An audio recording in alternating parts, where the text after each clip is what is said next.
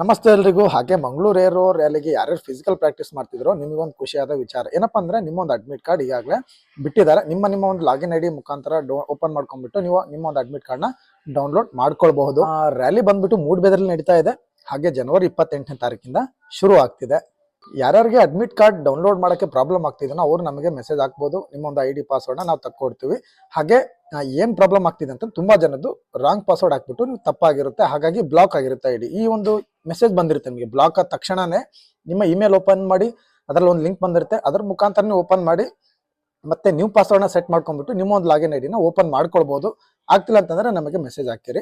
ಹಾಗೆ forget password ಕೊಟ್ಬಿಟ್ಟು ಅದರ ಮುಖಾಂತರನು ನೀವು ನಿಮ್ಮ ಒಂದು ಅಡ್ಮಿಟ್ ಕಾರ್ಡ್ನ ನಿಮ್ಮ ಒಂದು ಲಾಗಿನ್ ಐಡಿನ ಓಪನ್ ಮಾಡ್ಕೊಳ್ಬಹುದು. ಅದರಲ್ಲಿ ನಿಮ್ಮ ಅಡ್ಮಿಟ್ ಕಾರ್ಡ್ ಸಿಗುತ್ತೆ. ಸೊ ಡೌನ್ಲೋಡ್ ಮಾಡ್ಕೊಳ್ಬಹುದು. ಇನ್ನೇನು 18ರಿಂದ 20 ದಿನ ಉಳಿದಿದೆ ಕೆಲವೊಂದು ಜಿಲ್ಲೆಗಳಿಗೆ. ಇನ್ನು ಮಿಕ್ದವ್ರಿಗೂ 1 ತಿಂಗಳು ತನಕ ಕಾಲಾವಕಾಶ ಇದೆ.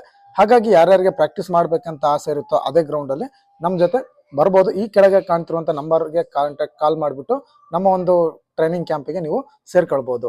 ಜೈ ಹಿಂದ್.